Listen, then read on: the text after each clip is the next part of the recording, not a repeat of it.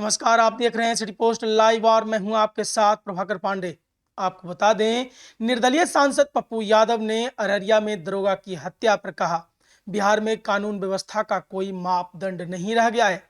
लोग law and order की बात कर रहे हैं, जबकि अररिया में दरोगा की हत्या हो गई है।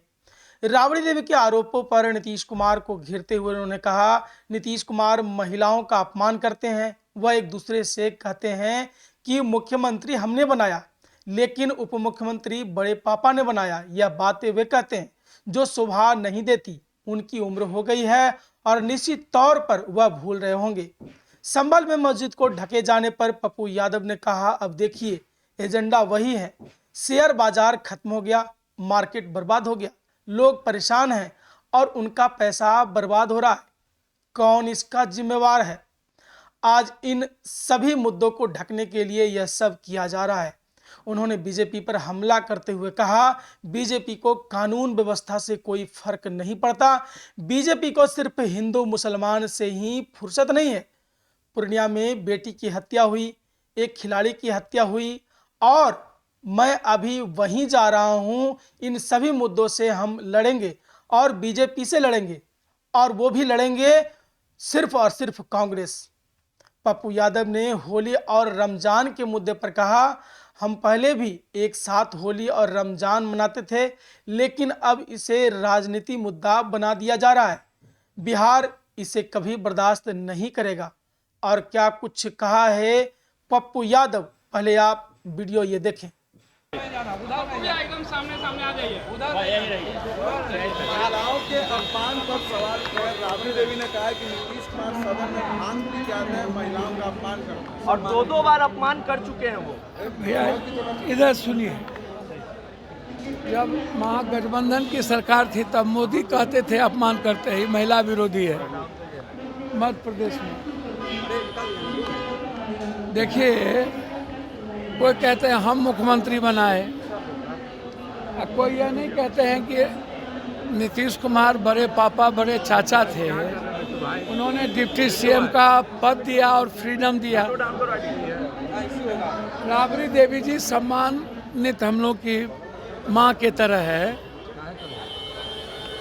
और मैं मानता हूँ कि नीतीश कुमार जी का जो उम्र है उसमें कुछ उन्हें भूल हो जाती है, लेकिन राजनीति में हर चीज़ हार्डकोर नहीं होता है। कुछ भूल हो जाती है तो नीतीश कुमार जी तो दोनों तरफ से गाली सुन लिए, मोदी जी से भी एक बार गाली सुन लिए कि महिला विरोधी है, अब इनसे भी सुन लेते हैं। देखिए, ये मुद्दा महिला विरोधी या महिला ये नहीं है, मुद्दा है बिहार को कैसे बचाया जाए। मुद्दा है बिहार में नफरत की राजनीति, चुनावी रंगों में नफरत को घोला जा रहा है। बिहार के मुद्दे गायब किए जा रहे हैं, यूपीएससी बीपीएससी गायब हो रहा है, खाद ब्लैक मार्केटिंग है गायब हो रहा है, ममता आशा रसोईया का मुद्दा गायब हो रहा है, और गलत तरीके से बीजेपी के एजेंडे पर विपक्ष और सत्ता पक्ष के जदयू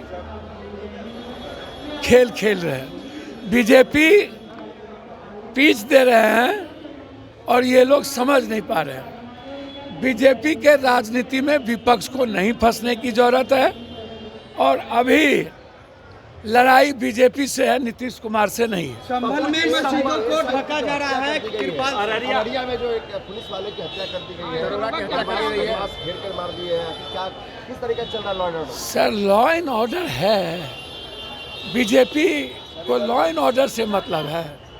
बीजेपी को हिंदू मुसलमान से फुर्सत नहीं है, बैंक से, बीजेपी को ये चुरकुट ये दलाल बाबाओं से फुर्सत नहीं है। बीजेपी के फंडिंग पर दलालों को लाया जा रहा है, इन्हें बैंड करने की जरूरत है। इनको आप देखिए ना, क्या पूर्णिया में बेटियों का बलात्कार, मुरलीगंज में बेटियों का बलात्कार। लॉ एंड ऑर्डर के बारे में अब कोई मुद्दा ही नहीं बचा। बेटी का बलात्कार के मुद्दा ही नहीं है। आप समझिए, मैं जा रहा हूं अररिया, मैं अभी एक खिलाड़ी को मार दिया, वहां भी जा रहा हूं, इसलिए आप चिंता ना करिए। अभी मुद्दा है हम लोगों का, हम लोग मिल के काम करेंगे और आप देखते चलिए, ये जिम्मेदारी कांग्रेस की होगी। संभल में मस्जिदों को होली के दिन ढकने का आदेश मिला है। भैया देखिए, सब दिन हमारा शिवरात्रि, रामनवमी,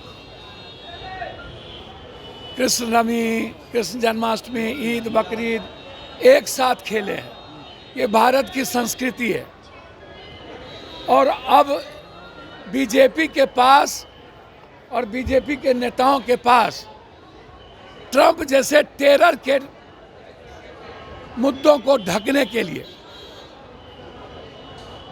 अरे जो ट्रैफिक जो लगाया गया, आज 92 लाख करोड़ रुपया, आम लोगों की जिंदगी तबाह हो गई।